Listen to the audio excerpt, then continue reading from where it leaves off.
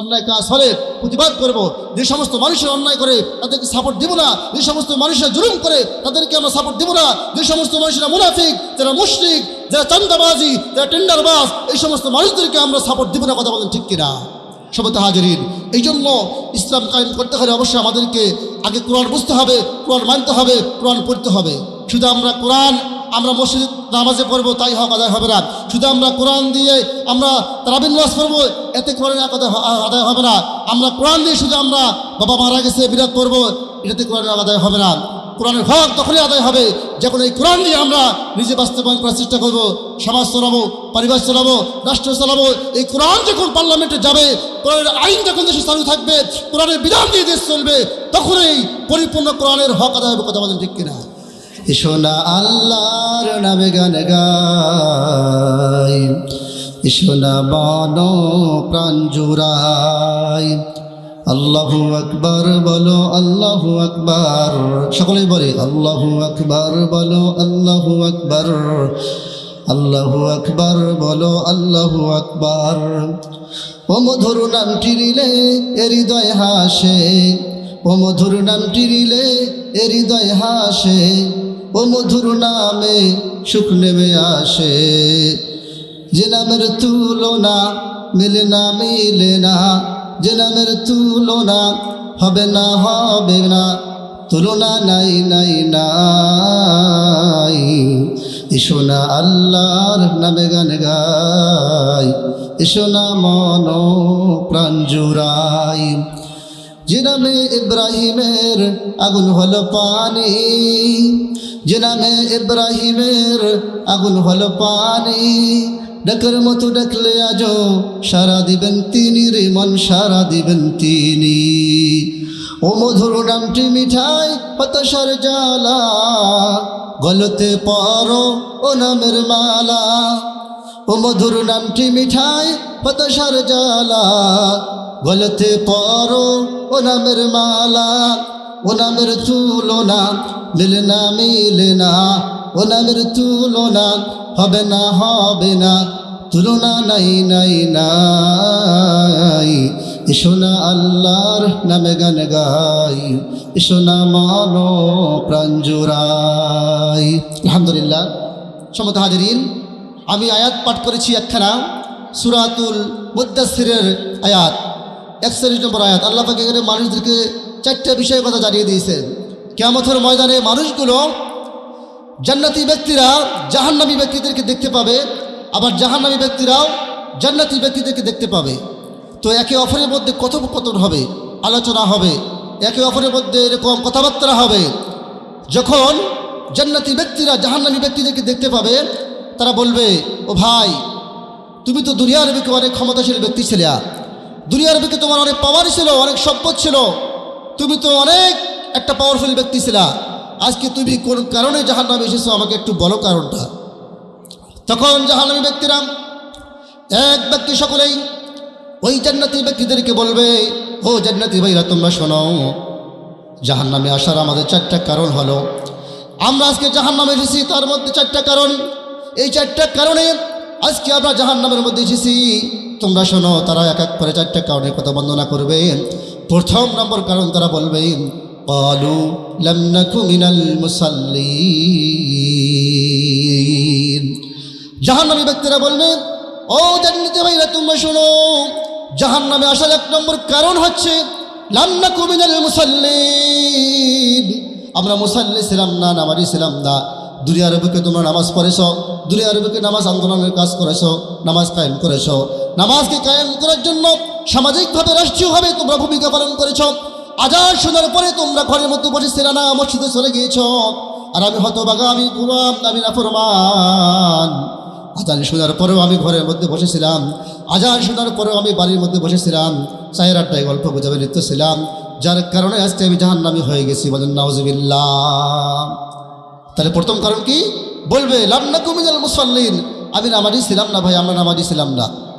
তারপরে জাহান্নামী ব্যক্তিরা 2 নম্বর কারণে বর্ণনা করবে, বলবে, ও জান্নাতি ভাইরা শোনো, আজকে জাহান্নামে আসার আমাদের 2 নম্বর কারণ হচ্ছে ওয়ালাম নাকু নুতিমুল মিসকিন, যে আমরা মিসকিনদেরকে ভালোবাসতাম না, মিসকিনদেরকে মহব্বত করতাম না, মিসকিনদেরকে খাদ্য দিতাম না, মিসকিনদেরকে ধমক দিয়ে কথা বলতাম, যার কারণে আজকে আমি জাহান্নামী হয়ে গেছি। বলেন নাউজুবিল্লাহ। নবীজি বলেছেন, আনা কাফিল ইয়াতীমা কাহাতাইনি ফিল জান্নাহ।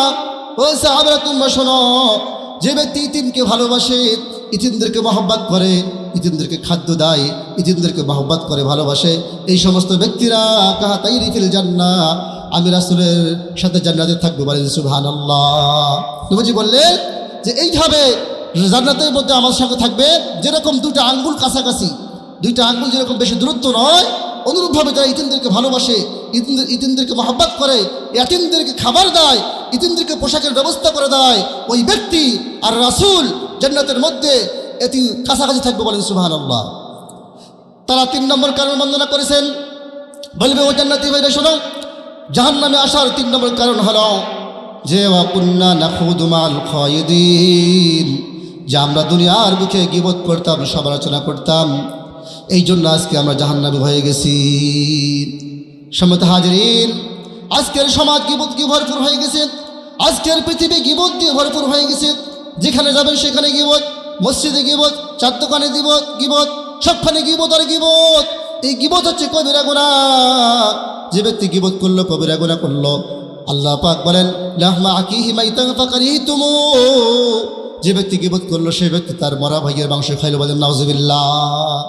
এই জন্য ভাই গীবত করা যাবে না।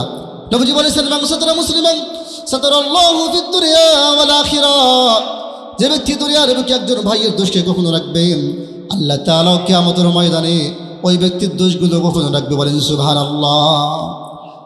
আর যে ব্যক্তি দুনিয়ার বুকে গোপন, তার ভাইয়ের দোষকে গোপন রাখবে না, তার দোষগুলো প্রকাশ করে বেড়াবে, তার দোষগুলো মানুষের সামনে প্রচার করে দিয়ে দিবে, আমি আল্লাহ কিয়ামতের ময়দানে ওই ব্যক্তির গুনাহগুলো মানুষের সামনে প্রকাশ করে দেব। বলেন নাউজুবিল্লাহ। নবীজি আরো বলেন, লা ইয়ারহামুল্লাহু মান লা ইয়ারহামুন নাস। নবীজি বলেছেন, যে ব্যক্তি একজন ভাইয়ের প্রতি দয়া করে, রহম করে, আল্লাহ তাআলা আসমানে বসে ওই বান্দার প্রতি রহম করে, দয়া করে। বলেন সুবহানাল্লাহ। এই জন্য ভাই গীবত করা যাবে না, রহম করতে হবে। আপনার একজন ভাই হয়তো ভুল করেছে, এই জন্য তাকে আপনি একবারে লাঞ্ছিত করবেন, অপমানিত করবেন, তার প্রতি জুলুম করবেন, নির্যাতন করবেন, এটা মুসলমানের চরিত্র নয়।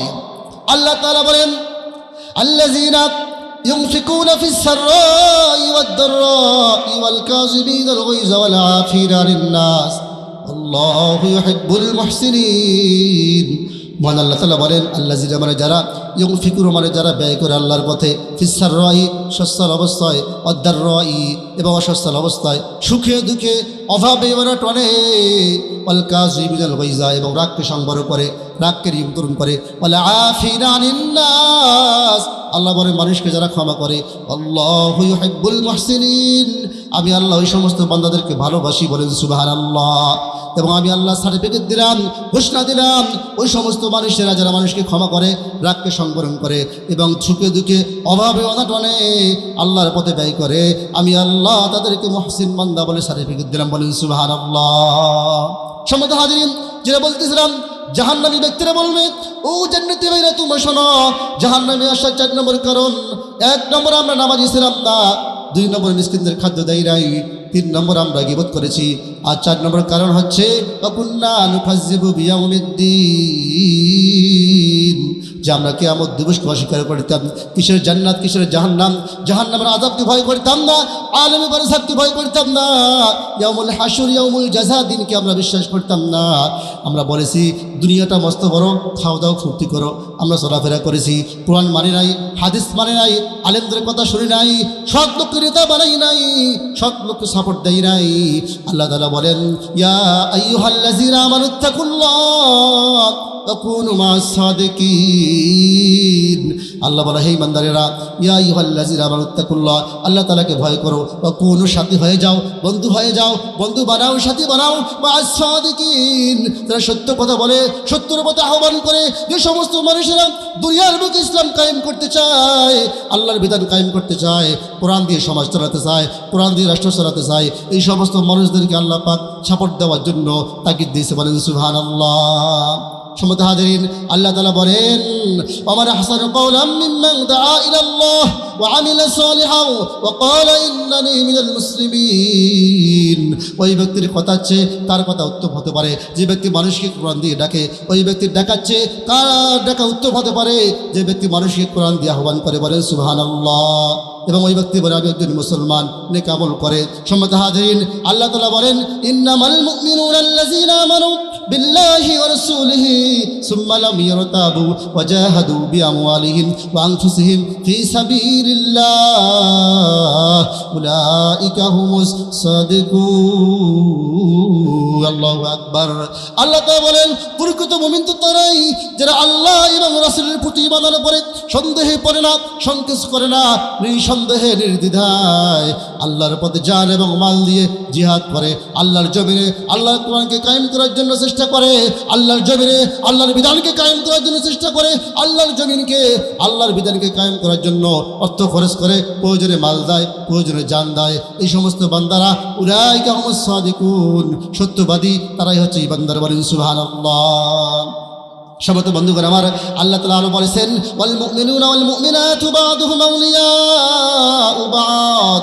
এই আয়াতের মধ্যে আল্লাহ পাক জানিয়ে দিয়েছেন যারা ঈমানদার হবে, যারা নিজেদেরকে মুমিন বলে দাবি করবে, এই সমস্ত বান্দাদের মধ্যে অবশ্যই 5টা গুণ থাকা লাগবে, 5টা সিফাত থাকা লাগবে। 1 নম্বর গুণ হচ্ছে গভীর মনোযোগী মুসলমান। 1 নম্বর গুণ হচ্ছে আল্লাহ তাআলা বলেন, ইয়ামুরুনা বিল মারুফ।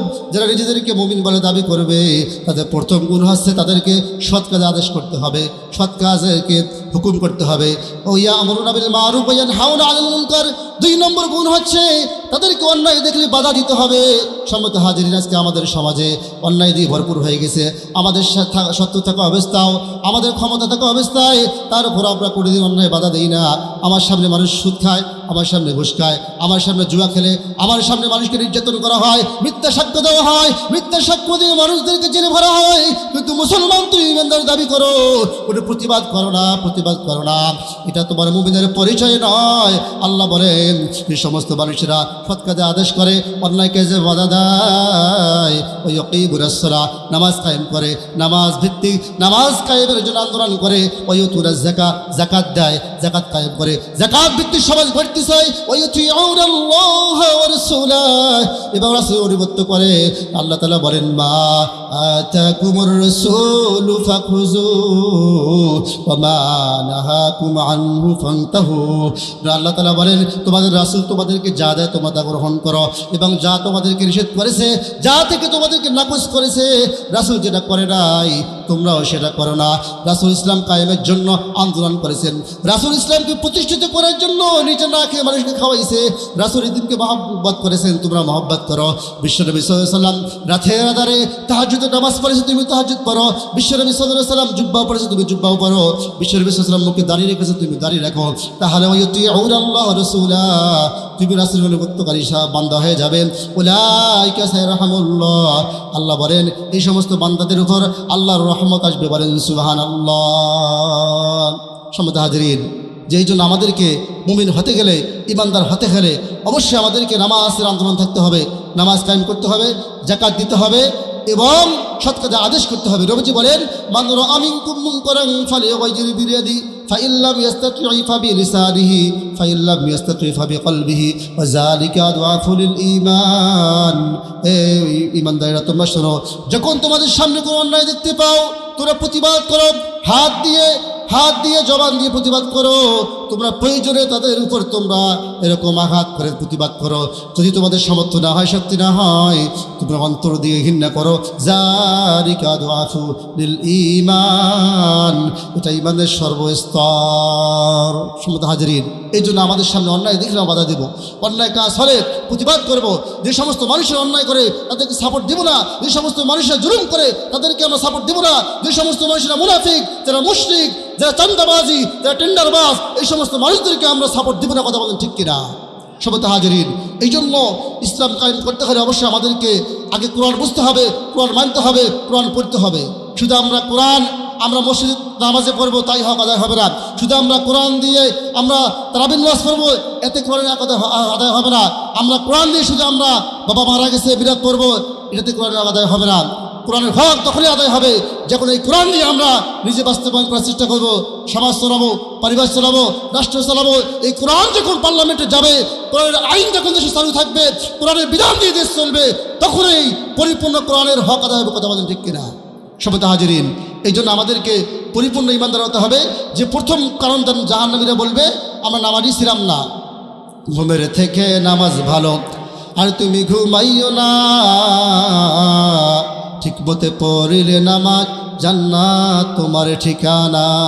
পশু পাখি কীট পতঙ্গ কেউ যে ঘুমে রইল না, মানুষ হয়ে ঘুমিয়ে থাকা ঠিক তো তোমার হবে না। আহা নবী বিনা মাজি, আহা নবী বিনা মাজি সুপারিশ করিবেন না, ঠিক মতো পড়িলে তোমার জান্নাত হবে ঠিকানা। সম্মত হাজির, নামাজ আমাদের পড়তে হবে। আল্লাহ পাক আমাদের সকলকে এই কথাগুলো মেনে আমল করার তৌফিক দান করুক।